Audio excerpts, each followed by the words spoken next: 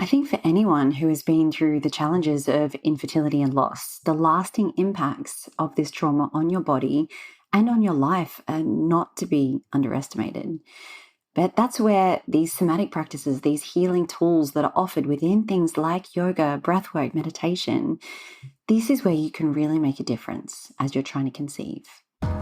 Welcome to the In Your Element Fertility Podcast. I'm Jennifer Edmonds. I'm a yoga teacher, Pilates instructor, meditation and breathwork coach.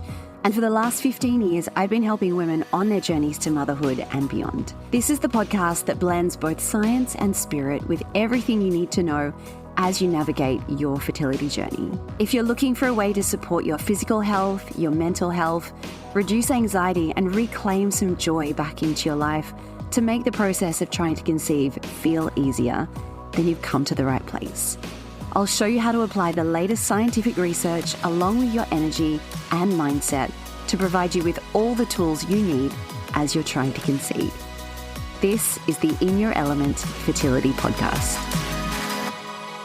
Hello, everyone, and welcome back to another episode of the In Your Element Fertility Podcast. I'm so excited to have you back here with me. Today, we have a special guest speaking to us. Emily Romano is also a yoga and meditation teacher. But on top of that, she's a women's coach, and she specializes in healing past traumas, rewiring your subconscious, and using the practices of yoga and meditation to move on with your life. I think one of the reasons I really connected with the work that Emily does is, as I've mentioned on previous episodes, the trauma that I experienced throughout my own infertility journey, it stayed with me. Even years later, I noticed that it was coming up within my life in so many different ways. And I didn't have the tools to manage this or any kind of way to work through it. So the practices that she speaks about, I think, are going to be extremely beneficial if you feel that perhaps you're in that place of feeling stuck. You're triggered constantly and you don't know how to move through this particular phase of your life. We speak about the way that trauma gets physically stored and trapped within your body, and also the difference between traditional talk therapy and somatic healing and somatic work, and why talk therapy isn't always the answer. We also speak about incorporating this idea of manifestation into your journey. And what I really love is how she links this to the piece about regulating your nervous system. So all in all, this is a brilliant conversation. And for anyone who is struggling in their journeys, this is going to be one you won't want to miss. So Emily, let's begin. Emily, welcome. I'm so excited to have you here on the podcast. How are you doing today? I'm doing really well. Thank you. How are you doing today? Good. Thanks. It's so awesome to connect with people on literally the other side of the planet. It's amazing that we get to do things like that. Yes. Can we start by learning a little bit about who you are and why you do the work that you do? Sure. So I'm a coach, and I primarily work with people who want to make their lives better, and they are recognizing that there's something holding them back, whether that's childhood trauma or relationship trauma or an unhealthy relationship with themselves. So I'm a subconscious reprogramming practitioner. I use NLP techniques, specifically timeline therapy. And that's just basically deprogramming trauma from the nervous system. I also do somatic healing. I teach meditation. I teach yoga. So I do a lot of things. And I feel like it all fits in beautifully with this kind of work as well. Yeah. Can you tell us a little bit more about the NLP training and specifically timeline therapy? Sure. Yeah. So when I first became a coach 11 years ago, I became fascinated with Tony Robbins, and I would obsessively watch his interventions on YouTube. And I wanted to learn, I wanted to be just like him. And so I started studying NLP 11 years ago. And then fast forward to a few years ago, when I had suffered a pretty severe trauma, I got help from an NLP practitioner to help with some flashbacks I was having. And it worked so incredibly well that I went and I got certified. And then as soon as I did, I started implementing the techniques immediately. And it changed my life in such a profound way and all of my clients' lives in such a profound way. I think everyone should know about it. So basically, what we do is we first build rapport between practitioner and client. So make sure that the people that I'm working with feel really safe and comfortable and understood by me. And I like to induce a trance, which is a necessary component to this. And that's done with some guided visualization and some breath work and a lot of my somatic work. And then once the person is relaxed and they're in a trance, meaning their unconscious mind is taking over, we ask the unconscious mind to show us where these traumas came from, whether that's just a negative emotion like anger or a belief like I'm not good enough or I'm not worthy. And when we find the root cause of that in that person's history, we find out what there is to learn from it, to release that belief or that negative emotion. And we extract those learnings, and then the negative emotion, the trauma, or the belief will disappear permanently, forever. And at the end of a session, that person's life has changed forever. Yeah. Wow.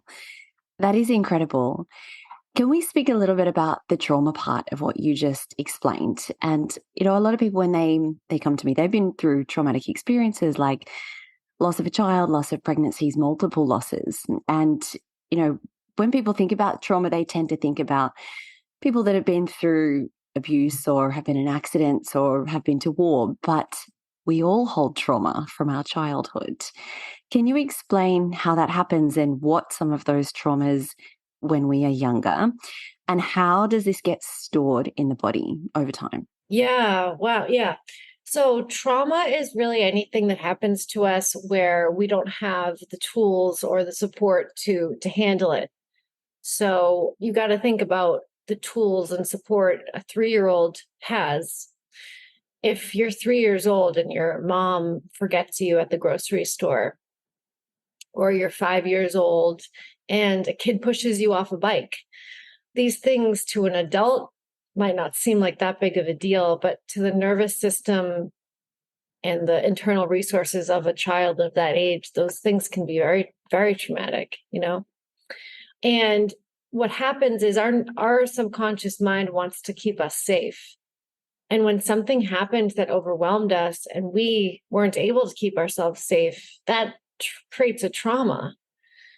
And so I like to use the example of just like a stove. Let's say I'm 3 years old, my mother is cooking, and I walk up next to her and I touch the hot stove and I burn my hand. Well, that's very traumatic because of how much pain there is. So that sends my nervous system into, fight or flight. Like there's been a threat detected. We got really hurt. Now, if I didn't learn after that the way to keep myself safe was to walk up to a stove and not put my hand on it, but instead, put my hand somewhere else or to wave my hand over the top.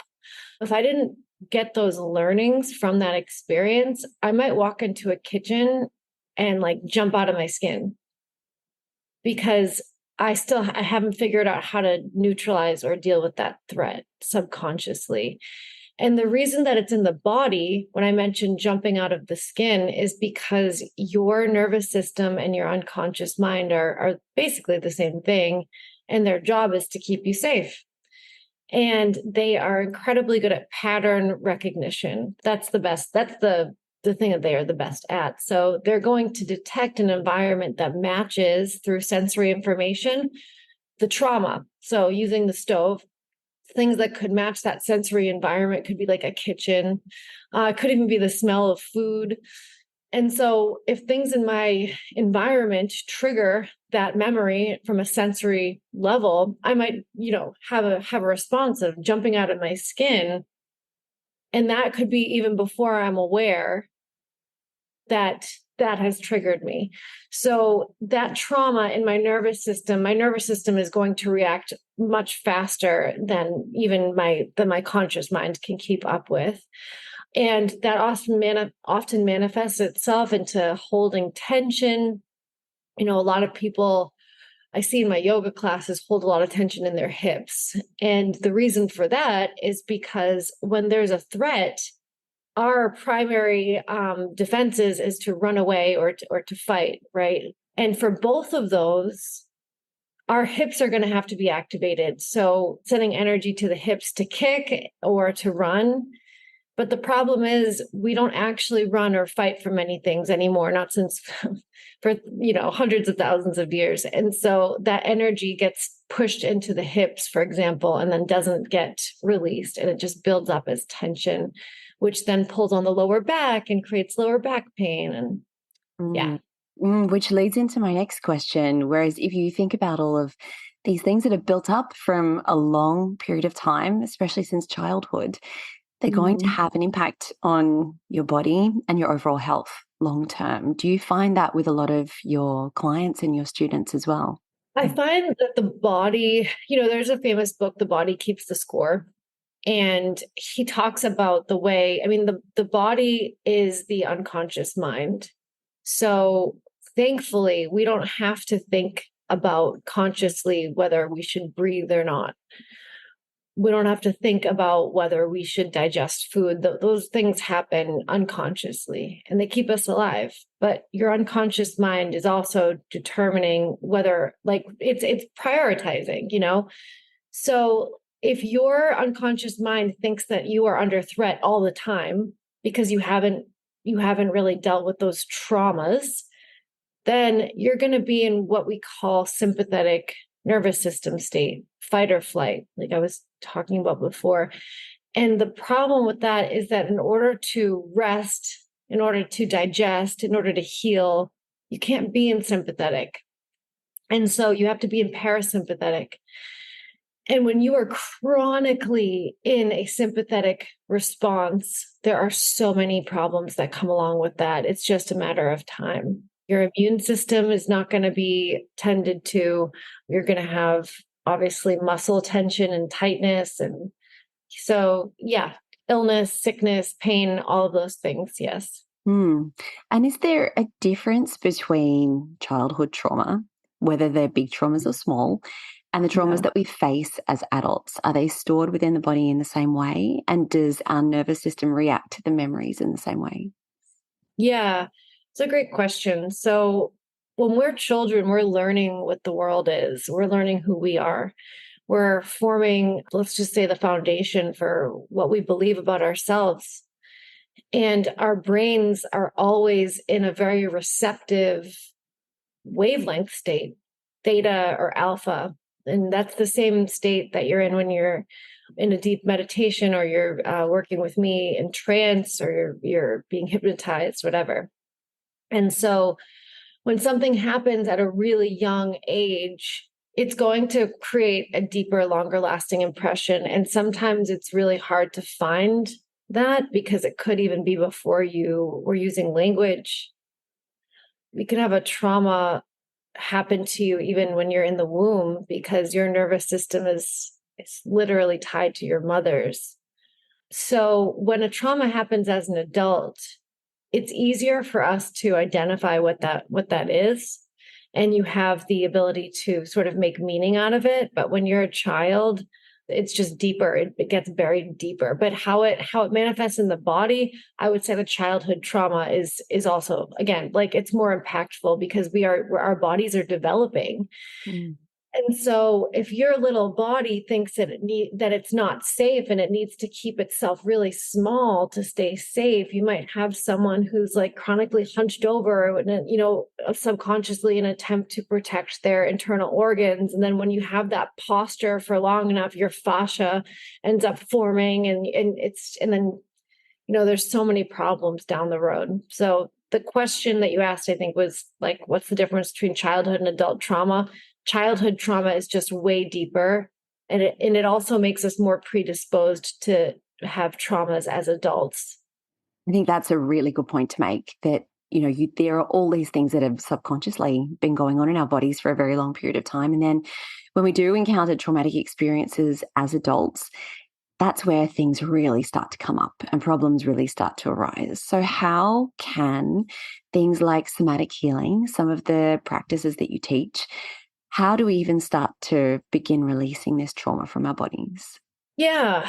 So the first thing that I want everyone to hear is that these things are morally neutral, and making ourselves wrong, especially for having a trauma response, it just adds more suffering unnecessarily. So it's sort of like, we'll call it the shadow, we'll call it the wounded inner child, whatever you want to call it. It's just trying to keep you safe. So let's try to be kind to it and kind to ourselves. How do we begin healing it? I would say that, my what I do with my clients when I first meet them is we go through a process of learning a toolbox of modalities that includes breath work, EFT tapping, which is using the body's meridian points to speak the problem out loud, to give it a voice as we're sending a calming signal to the brain. So EFT tapping is my absolute favorite somatic modality. And for anyone listening, you can go on YouTube and search EFT. That's Echo Foxtrot Tango. It stands for Emotional Freedom Technique. You can go on YouTube and you could search Emotional Freedom Technique, and then whatever you are struggling with. So for your audience, I'm sure there's EFT for infertility and EFT for the pain of having a miscarriage. I'm sure that there's a lot of resources like that. So that's the number one thing. You'll be pretty shocked at how impactful such a simple practice can be. Another thing is to know is that when your nervous system is in, say, sympathetic because something has triggered you, your body, your physiology is going to reflect that state you're in. And then the thoughts are going to come to match. So your body is informing your mind more than your mind is informing your body. And the reason that that is important is because if we can change our physiology, we can change our state. And so when you become really stressed out and fearful, our primitive ancestors could have been in a similar state and they would have been chased by a predator. And in order to keep themselves safe, their breathing would have had to be really quiet and shallow. And that's what we do too. And so a way to sort of bypass this or hack it would be to take in really deep breaths and hold for a moment and then have a very, very slow exhale. And that's a way to get the nervous system to calm down. So right there, those are two tools that you can use. So those are the things that we use in like those acute moments where we've been triggered. But now we want to think about how can we prevent those triggers from happening in the first place, right? Like how do we become more resilient or less reactive? And the way that I like to do that is through timeline therapy, which I talked about a little bit earlier. Mm. I noticed when I was going through my own infertility journey, I went to a few psychologists and counselors to talk about what had happened. I found it helpful. And a lot of my students say the same thing, but you get to a point where talk therapy doesn't really seem to get to the root of the issue. So can you explain a little bit about why talk therapy doesn't quite resolve these deeper issues that trauma has left there, and why it is so important to focus as well on the somatic healing sides as well? Sure. Yeah. So first, I think that therapy is important and it's great. And like, I encourage everyone to go, but there's only so far it can take you because when you're doing talk therapy, you're using your conscious mind, you're speaking about things. And that is 5% of the mind, because 95% of your mind is unconscious. Mm. Another problem is when you are talking about this trauma or these negative emotions, they go so far back. Mm. And if we don't address the root cause, you're basically going to keep on getting triggered. So we can talk about the triggers all day long, but they're going to keep happening until you address the root issue that's underneath it. And in order to address that root issue that's underneath it, we need to figure out what that is. And it's really difficult to do that just by talking about it. And even if you were to be able to do it by talking about it, like let's just say you have a trauma from, an age that you actually remember. When you talk about it in talk therapy, you are being what we say in NLP associated. What that means is that as you are talking about it, your brain, your primitive part of your brain, your amygdala, is, for all intents and purposes, you are in that memory. It's happening to you right now, and you're re traumatizing yourself. And that was one of the things that I found to be such a reason that I really didn't even want to go to therapy. I'm like, every time I come here, I feel worse. We're talking about my childhood, which was painful enough the first time. And and now I'm here and I don't and I cry and I'm triggered. But when we go into this state with what we do in timeline therapy, we're in trance and we are accessing the memory from a place where we can look at it and we are not getting associated into it. It's a little bit of a challenge to explain. Like I can do it better with some visual cues, but or visual aids. But basically what we're doing is we are, number one, asking your unconscious mind directly, like where we need to go. And your unconscious mind, because it moves so fast, because it has access to all the information, will tell us immediately, like, oh, we're going to go back to 2 years old. And it's funny because I've had so many clients, and I was one of these people that said, like, I'm not going to find it. I don't remember anything, and then we go into trance and boom, here we are. Now we're 2 years old. Mm-hmm. And even though that memory is traumatic, that's why it got pulled up. We're not in the memory. We're not inside of it. We're above it, looking down on it, and we're pulling out what needs to be pulled out. And I'm watching my client's face. I can tell how they're doing. And if they do start to get associated, I move them around. I get them out of there. And once they have extracted everything that they need to learn to keep themselves safe. Remember the stove analogy, I can stand next to it. I can wave my hand over it, whatever. Once we've extracted everything out of it, I will ask them, do you feel angry when you look down at this? Do you feel sad? Are you scared? And the answer they'll say, and sometimes I can tell they're a little surprised. No, I don't. It's gone. And then I have them go down inside the memory, inside looking through their own eyes, and check if it's gone. Yeah. And 95% of the time it is. That 5% will go back up. We'll remove what else needs to be removed. And then we go back down and it's gone. And it, like I said, it's gone forever. So that is like the anger and the sadness are the first emotions that need to be removed in this type of therapy.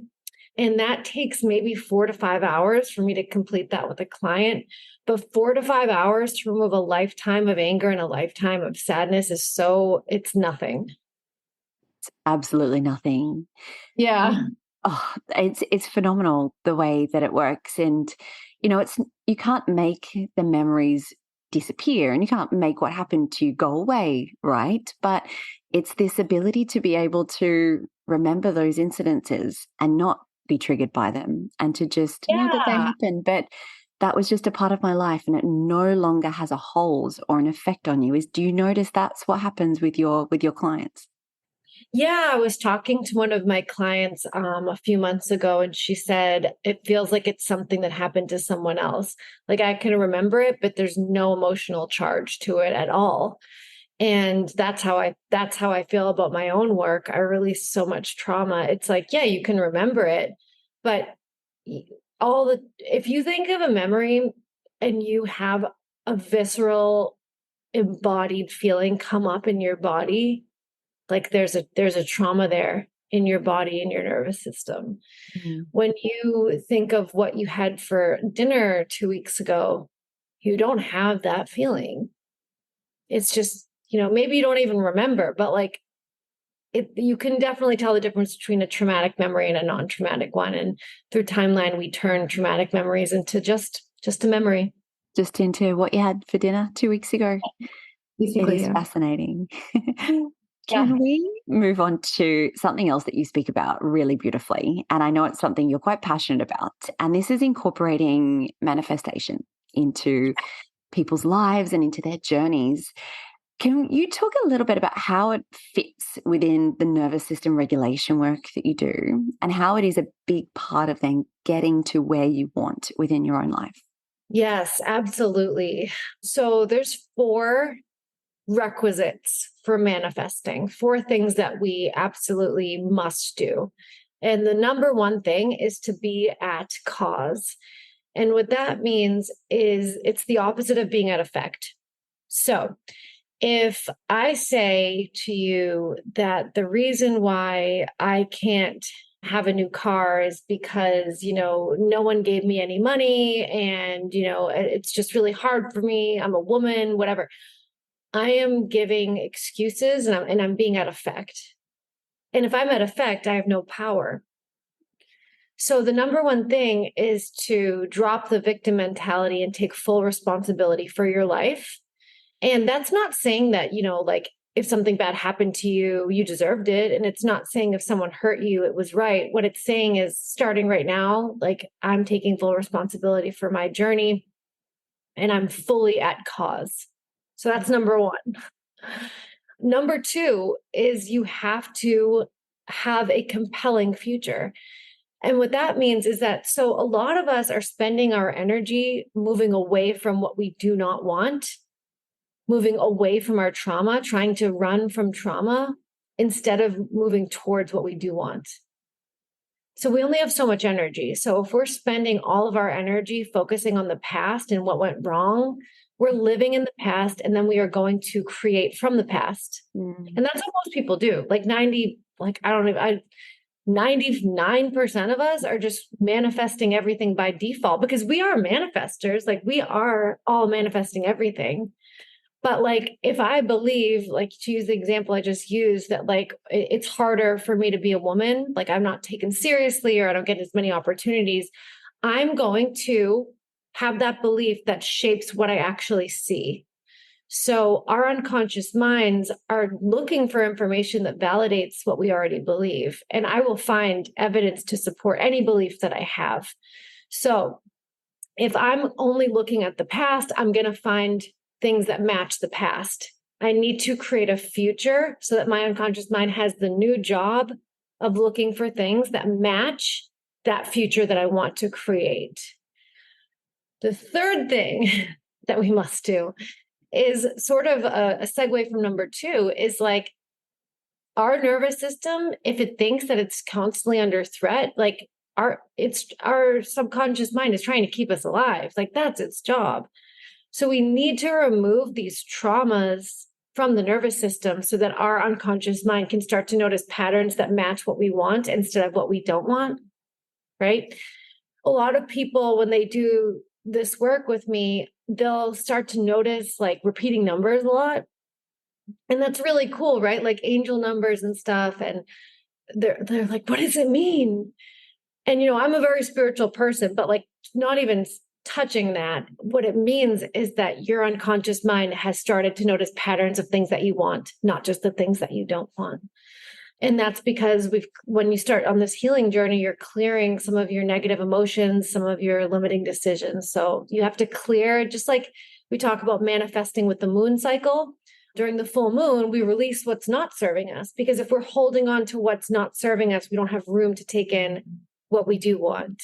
So clearing out what is running contrary to what we want is very important. Creating the future that we want to move towards is very important. Taking responsibility is very important. Those are the three things that are absolutely necessary. And then the fourth thing is you have to immerse yourself and find models. So like my group coaching program, which is going to be starting in January, just for the purpose of helping people manifest things, because taking a detour for a second, I started doing this work because I wanted to help people with trauma.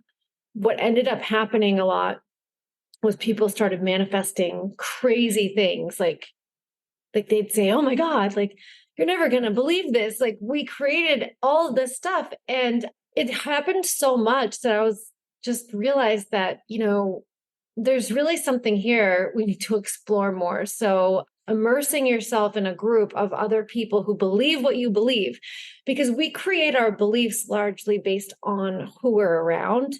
So if you're surrounding yourself with people all the time who say like manifesting isn't real, that's woo woo, or like I'm a victim, or like nothing's ever my fault, or men are bad, whatever, like your unconscious mind is picking up and being influenced by all of that. So you have to purposefully and intentionally immerse yourself around people and environments. That includes the content that you consume, that includes the TV that you watch, like immerse yourself in what you want. Vision boards are a great way to add that into your environment, And like I said, I think that having like a group, like group coaching is incredible for that, or working one-on-one with a coach to help keep you accountable and remind you of what you want. And then I'd also add to that, the modeling piece is like working with someone like a coach like me who knows about manifesting and who's manifested so many things. Like my certainty in this process will help you have certainty in this process. But if you don't have a coach, that's fine. Just like put yourself around people who are doing the work, who are at cause, who are manifesting things. You can't expect to have an amazing life if you're surrounded by people who are living in victim mentality. So yeah, so just to recap, number 1, be a cause. Number 2, create a compelling future. Number 3, clear away your trauma, your negative emotions, and your limiting decisions. Number 4, immerse yourself and model people that are already having the results that you want.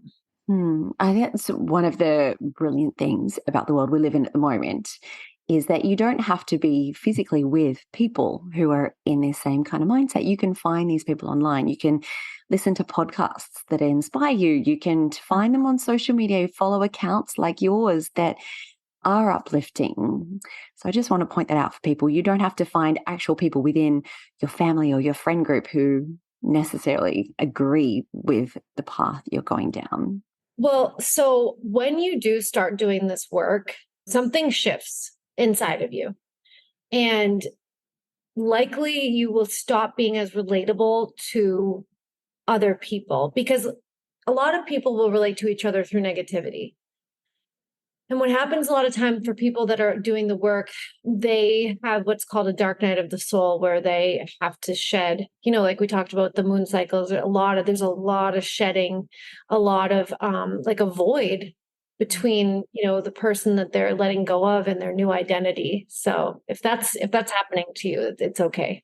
That's a really good point to bring up. And I know for a lot of my students, like most of them are in relationships, and obviously they're trying to have children, and they do notice these shifts within themselves, and they are finding it even hard to relate to their partner. How do you help people get over that aspect of things? How can you manage the people around you who don't quite get what you're going through? Yeah. So one thing that we as humans have a hard time accepting is that you cannot convince someone to change. People they will only manifest to the highest degree of their own consciousness. People, when you try to get them to change, you are challenging their ego, their identity, and they will dig their heels in farther. So the only way that you can actually affect someone else to change is to be the shining example of that change, embodying it fully in yourself. Mm. And the truth is that sometimes relationships are not meant to last. If you're finding yourself constantly misaligned with your partner, it's not a moral failing to end a relationship. I think especially women need to hear that, because I see so many women, I mean, even women in my own family, like they martyr themselves. Like it's, I'm a good person if I stay in a relationship that's not serving any of my needs, because that's what my mom did. And that is so untrue. Yeah. So I guess if you want to positively influence anybody, throw away the idea that you're going to be able to convince them to change. Just toss it out the window. And instead adopt the mindset of you being like a beacon of light that will attract people towards you that want the change too. Mm-hmm.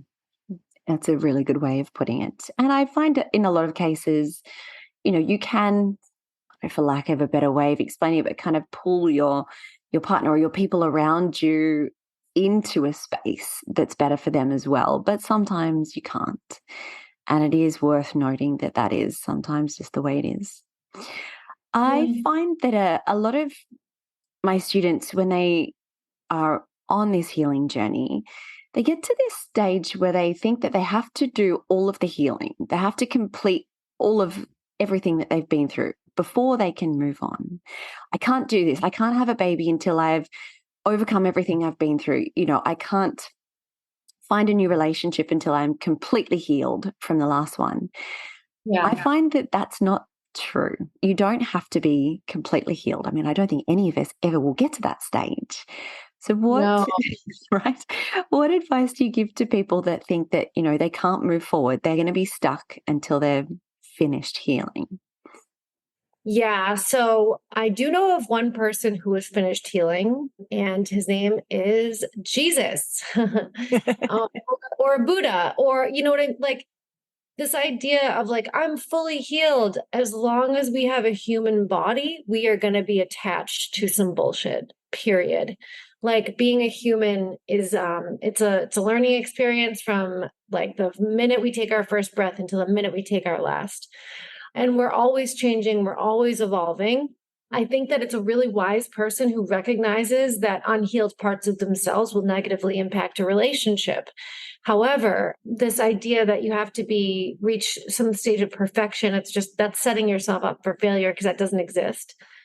Recognizing that you can do healing within relationships that you cannot do on your own, because I'll tell you, you can say like, oh, I'm totally healed from my last relationship. Well, that's all well and good, but wait until you get into a new one because you're going to be triggered.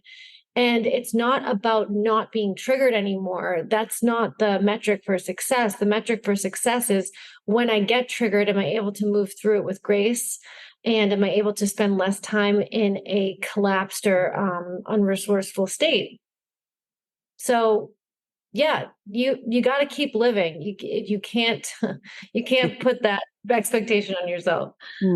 That is such a good point. Can we talk about this idea of being able to surrender?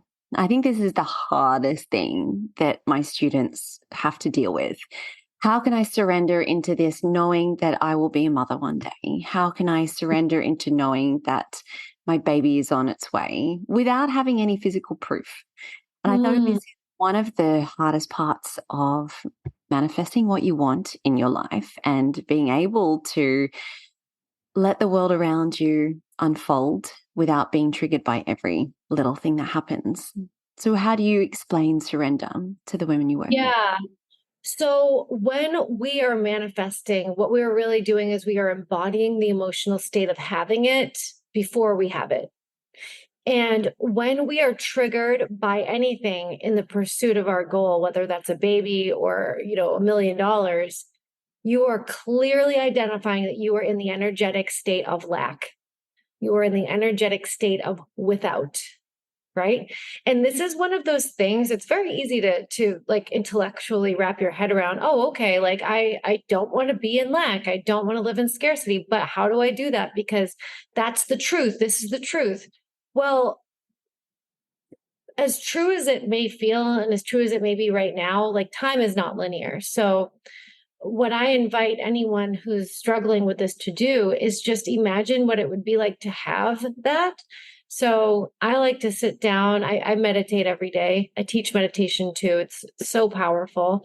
But you could go on YouTube and search for a guided meditation or a manifesting, and just imagine like imagine in your mind, live what it would be like in your mind, and most importantly is embody that emotional state of having what you want, right? And then let it go. Because here's the deal is that life is going to keep happening, and things aren't good or bad, things just are. It's your belief system that makes them good or bad. And if you can let go of things being like right or wrong and you just allow things to be, including yourself, that's what surrender is. And that's what grace is, and grace comes to people that are able to just have faith. Like I have faith that things are going to work out. And that means that I can get to things working out and be anxious the whole time, or I can get to things working out and be calm. Like if I'm going to get what I'm going to get, if I'm going to get there regardless, why would I torture myself with anxiety unnecessarily? That is such a good way of explaining it. Easier said than done, but it Oh is yeah. Yeah. It takes, practice, right?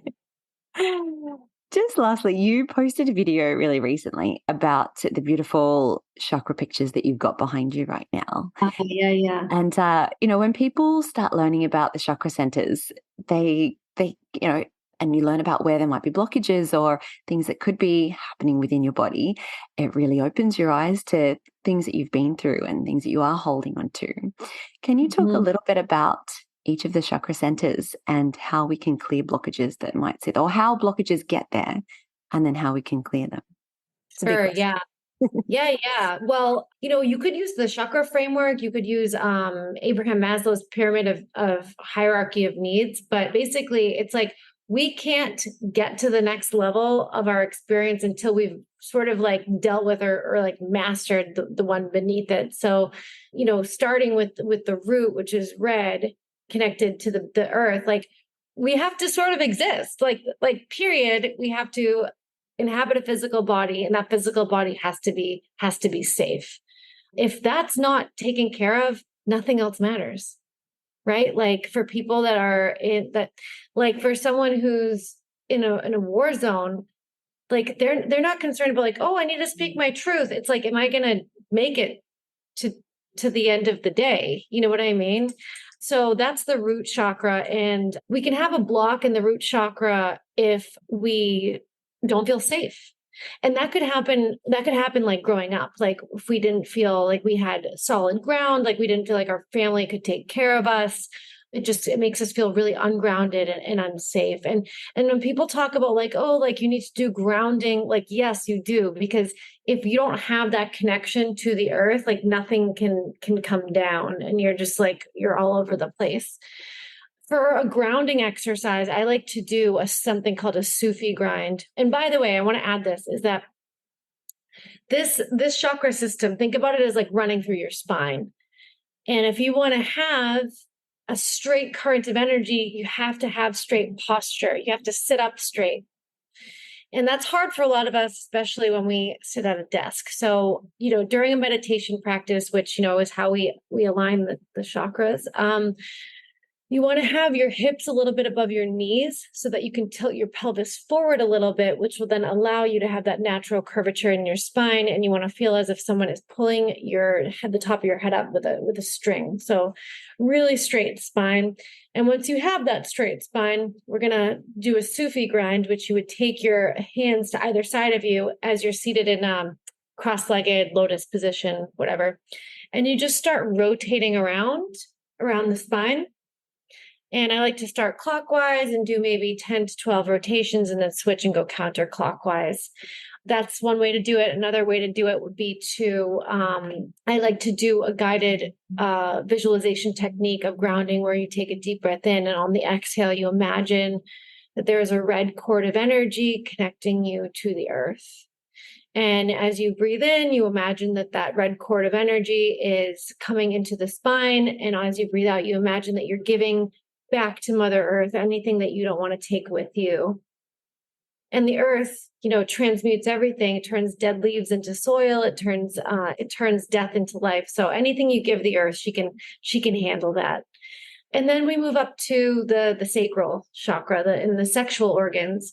And trauma here a lot of times is sexual trauma. And that doesn't necessarily have to mean like you were sexually assaulted, although unfortunately I'd say I have to, and I want to hear what you think about this. I've never met a woman who has not been sexually assaulted. Have you? In some way, absolutely. Yeah. There's a scale, I suppose, if we want to talk Of about that. course. But absolutely, every woman I know has experienced some kind of assault for being a woman. Exactly. And so for most women, trauma here is like it's not safe to be a woman. And that could also just come from like ideology growing up, like I grew up Catholic, and they're real big on, making you feel terrible about having any kind of sexual desires. And then that blocks this with shame. Mhm. And I think I have a little bit of conspiracy theory about this, which is that I feel that because this is creation, this is the energy of creation, I think it might be intentionally blocked by powers of structure so that people don't know their own power. Good old patriarchy. Yeah. Yeah, exactly. Exactly. Yeah. And it's also like why, like in traditional marriage structures, women were sort of like bought and sold like cattle because of this incredible power to in the sacral, this sexual energy.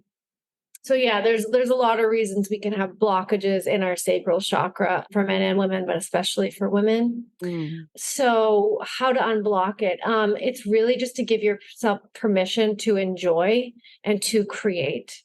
There's a really famous book called The Artist's Way, and it's about unlocking your creativity. And she has a specific protocol for how to do that. It involves writing, doing just like stream of consciousness writing. Anything that unlocks your creativity is going to unlock that sacral energy. And then there's yoga postures that you can do as well, cat and cow, where you're sort of like thrusting your. Well, I don't know why I'm laughing when I say the word thrust. Like, why is that? Why is that? Exactly. I Because have a we're sacral conditioned. chakra block. It's not Yeah, even a conspiracy theory. It's completely overt and I think you're right. I think you're accepted the world absolutely right. over. Exactly. Yeah. Yeah. So for whatever reason, women have been blocked. I mean, it's not that hard to figure out, I guess. But like, there's also a lot of healers that will do like womb cleanses or womb healing. So in your community, I'm sure you can find someone who does that. People use yoni eggs, or yoni is the Sanskrit word for vagina, which is like a crystal egg that you would use. There's yoni cleanses. There's all kinds of practices. A lot of them have been hidden or are just sort of like taboo because again, like being a woman is sort of taboo. Like even talking about having a period, it's like, oh. So we need to take the power back on a collective level as women and unblock our collective sacral chakra. Oh, this is a story that I don't even know if I should share because it could make people think I'm a little bit out there, but No, we I'll like a just bit of out there. share it with you. Yeah. So so I had this relationship with the goddess Artemis. I was learning about her and wanted to kind of work with the goddess energy because I had this revelation that like, wait a second, why are we only praying to like this one singular male god when throughout history there's been all these beautiful goddesses? And so Artemis was one that really resonated with me. And then manifesting is crazy. So a couple months later, I got asked by my mother to go to Greece with my family. And I said, oh, good, we can go to the Temple of Artemis. And she said, we've already got the itinerary planned. We can't go there. But then the airport in Athens is in Artemis, Greece. And there was her temple right when we landed. And I got to see her. And then we went to the Acropolis, and our hotel was overlooking the balcony, was overlooking the Acropolis right in front of the Temple of Artemis. And I was in my meditation practice. I meditate for like usually 30 minutes a day, but because I was on vacation, I was doing multiple meditation sessions and getting really deep. And she came to me and she said that, but I should preface this by saying at this time in my life, I was not on social media at all. I was afraid of being seen. So now that now it's sort of the opposite, right? I'm like, hey, everybody, listen to me. So this shift was huge. And it was in a full moon eclipse in Gemini, which is, yeah. Anyway, Hence. so I'm meditating and she comes to me and she says, men think that power is overtaking an enemy or just physical overtaking. Like I'm going to take my physical force and overtake you by physical force. And that's this really silly idea that the masculine has about what power is. But what true power is, it exists in the divine feminine, and it's the ability to create reality from non-reality. That's true power. And you cannot create anything if you're afraid of being seen. Mm. And that was the moment where I came back from that trip and I started going on social media and I created a lot from that, right? I stepped into my power. That was me unblocking my sacral chakra. And I'm sure I still have more work to do, but that was big. Yeah. We all have work to do. And when you think about it like that, we create life Yeah. from nothing. It's incredible. And It that is it goes incredible. for so much of our lives as well. Absolutely. Story. Yeah. We are really, really powerful. And that power is is in our sacral chakra. And like this wild, sexually liberated feminine energy, like they used to arrest women for dancing. Like in some parts of the world they still do. Like there's been like we were saying, like this effort throughout generations of denying women their birthright and commodifying the childbirth process, making it in the West, making it seem like it's an illness and a disease, like a medical condition instead of a miracle. So yeah, just there's a lot there for your audience specifically for the sacral. And you can, if you would like to wear some orange crystals. Like I have this one right here. I don't know the name of it. I wish I did. The But go to your, carnelian. yeah, I think that's what it is. Mm. So, like, or maybe get in, like I said, like a crystal yoni egg. Like we have been all affected by this witch wound, let's call it.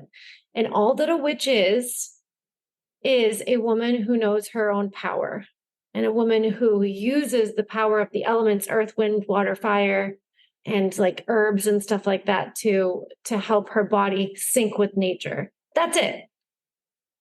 That's what a witch is. And so we have to reclaim that wild, sexual, creative nature that has been robbed of us and indoctrinated into us that that's wrong. So that's how we unblock the sacral chakra. I'm talking about it a lot. Oh, it's a big one. And I think for women, it's the biggest. Especially for people that are struggling with infertility. Yeah. True. And then above the sacral, we have the solar plexus. That's like 2 inches or so above your belly button. And this is our individuality. So individuality, ego, like worthiness, it's where we have a selfhood, like if I don't believe that I'm worthy, I'm not going to be able to create anything because my unconscious mind, right? We talk about that, is going to block me if I don't believe I'm worthy. If that belief is there, then it won't matter what I can create. I just won't be able to because there's a belief system about who I am. And in order to heal from from any blockages there, you really have to ask yourself, like, do I think I'm worthy? Am I shrinking myself down? What do I believe about myself? Getting really, you have to sort of ask your shadow to come out and play with you. And shadow work isn't really fun. So, your audience are people that are probably willing to do it because they're already in a place where they're sort of suffering. And suffering is like, let's not like take advantage of it because that's our opportunity to look at the things that are difficult and hard.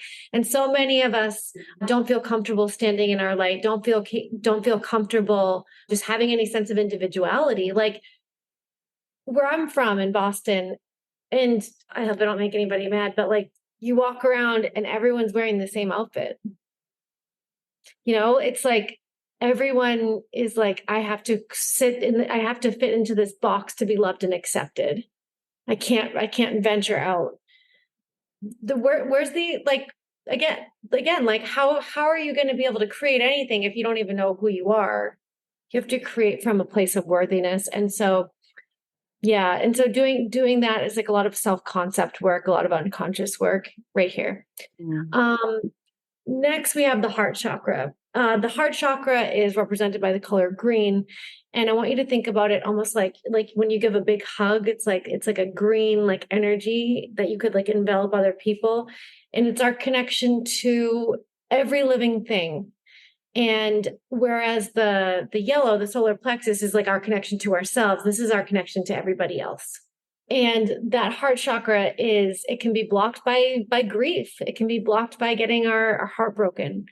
It can be blocked by not feeling like love is safe, by being betrayed, whether that's by our parents, being neglected, all kinds of like emotional injuries. Anything that makes us feel like it's not safe for me to give or receive love is a heart chakra blockage. And grief lives in the lungs right behind the heart. So we talk about the mind body connection. A lot of times you'll notice that like when you have a blockage in a certain part of the body, it will correspond, to the related health symptoms. So heart chakra, heart opening yoga postures would include like back bends, like wheel or camel, even downward facing dog, because you're kind of opening the shoulders. And you'll notice this kind of circles back to the physiology we were talking about earlier, is the physiology of somebody who doesn't feel safe is going to be hunched over to protect their internal organs, where the physiology of someone who feels confident and heart opened is going to have their shoulders back. Their heart is literally open. But if you believe you're under threat, you definitely don't want your heart to be open, because that's the most vulnerable part of you. So check your physiology, check and see if you have any lung issues coming up. That could be an indication that there's a heart chakra blockage. Do you feel safe giving and receiving love? Hugs, connecting with animals, connecting with nature, because nature is all living things, like great ways to work with the heart chakra, as well as any green crystals. Yeah. So that's the heart chakra. And then we move up and we have the throat chakra. And the throat chakra is actually, it's the throat. I'm sure you talk about or maybe you don't, I don't know. But the throat and the yoni are the same shape. Yeah. Yeah. So, Especially the so jaw. Yes. exactly. Yes. And so the throat is about speaking our truth. And it's about actually allowing our voice to be heard, which again, like for women, and it hasn't felt safe. And so there's a lot of throat blockages. And if you were ever silenced, like if you were ever abused and you weren't allowed to speak about it, throat chakra blockage. If you were ever, I was actually strangled by a parent when I was a kid, which was very deeply traumatic, and like throat chakra blockage. The best way to work with the throat chakra is chanting and singing. And for many listeners, they're going to they're going to even think of the idea of chanting and be like, absolutely not. That's ridiculous. And that just means that you need it more. I chant as part of my daily practice every day. And you can use like Lakshmi. She's a goddess, the goddess of abundance. You could use a chant for her. You could use anything that you want, even just like singing is how you're going to deal with the throat. Also, as part of a back bend, that's also opening the throat up. So all of those heart openers are probably going to be throat openers too. Check in with yourself. In what areas of my life am I not speaking my truth? In what areas of my life am I holding myself back? And I went from the bottom up, which is the current of say like liberation.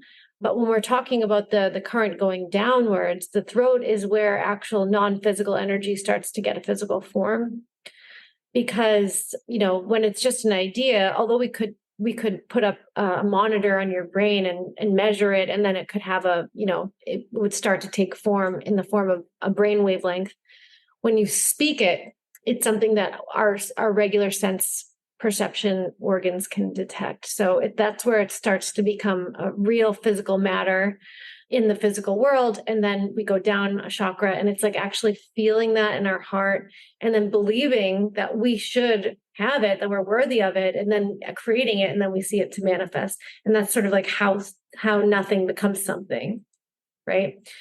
We move up to the third eye, and this is our where we have our visions, where we have our intuition, our ideas that we eventually speak, right? And this is, we all have psychic abilities, every single one of us. Like, I know I just told you, I just communicated with a goddess, like a very like casual story, right? But all of us have this ability.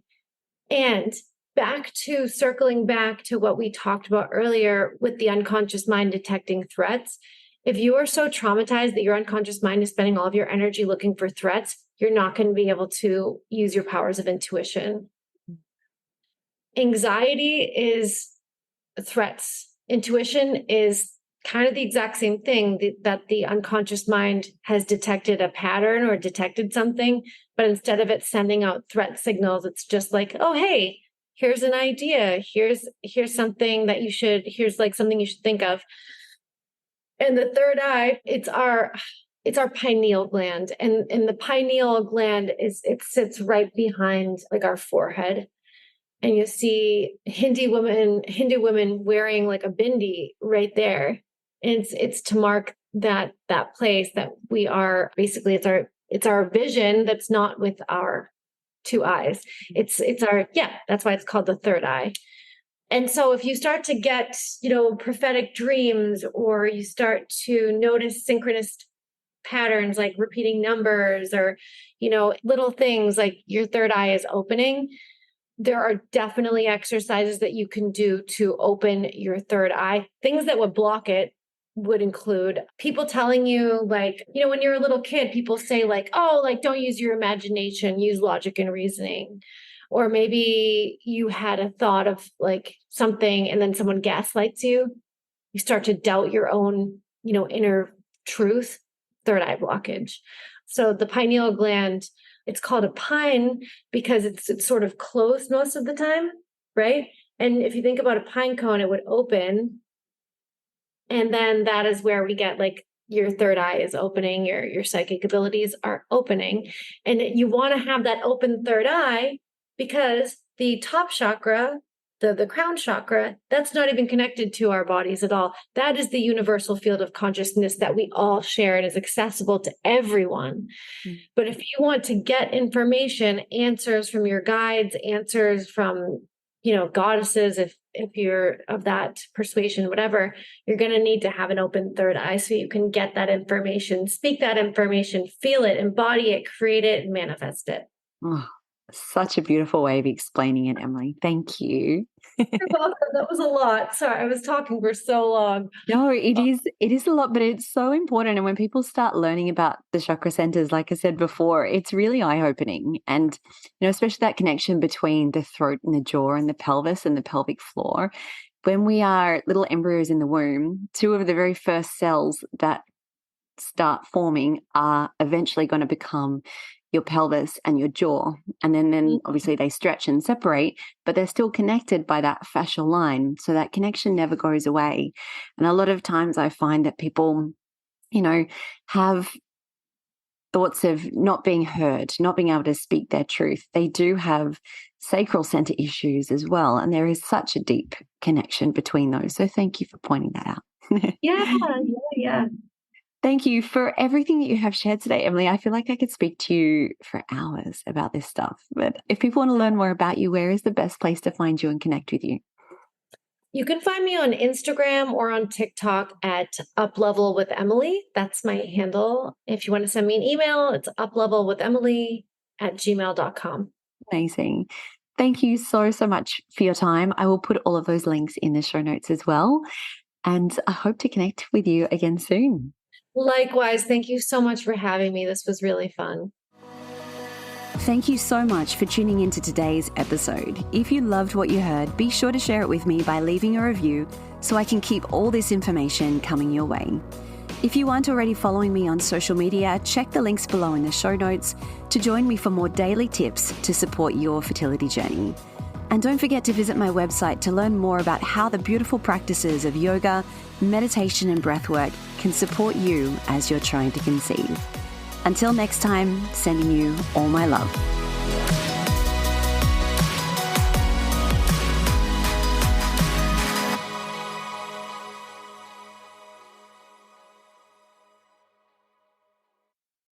The most common thing I hear from students who are on their fertility journey is that the stress of trying to conceive has taken over their life. Your days end up being filled with endless appointments, navigating pregnancy announcements.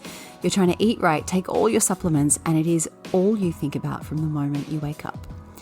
I designed the Element Fertility Yoga course to support your body, your mind, and your mental health in 3 important ways: to synchronize your hormones, increase circulation and blood flow, and to help regulate your nervous system. But on top of this, the greatest gift that you can give yourself throughout this journey is a sense of peace, to help you calm your mind and just make this process feel easier. Every single one of my students tell me that this is the first thing they notice after starting a yoga, meditation, and breathwork practice. But on top of this, you have the amazing benefit of actually supporting and increasing your fertility. Studies have shown that those participating in mind-body programs as they're trying to conceive have success rates 3 times greater than those who don't. The course I've designed walks you through natural conception as well as fertility treatments and IVF cycles. And the best part is you can work through it at your own pace in the comfort of your home. The practices start from just 10 minutes per day. To learn more, visit elementpilatesyoga.com or see the link in the show notes.